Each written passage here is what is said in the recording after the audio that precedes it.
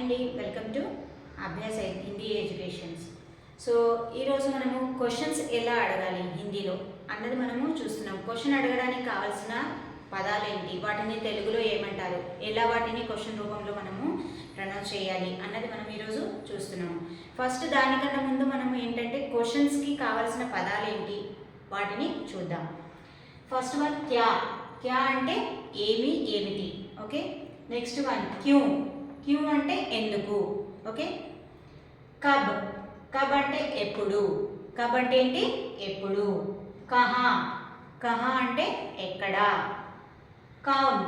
కౌన్ అంటే ఎవరు. మనం సాధారణంగా అడుగుతుంటాం కదా తుమ్ కౌన్ హో అని. సో కౌన్ అంటే ఏంటి, ఎవరు. కైసే. కైసే అంటే ఎలా. కైసే హో అంటాం కదా, సో అంటే. కిన్కో. కిన్కో అంటే ఎవరికి. సో ఇవి క్వశ్చన్స్ మనము హిందీలో అడగడానికి కావాల్సిన పదాలు.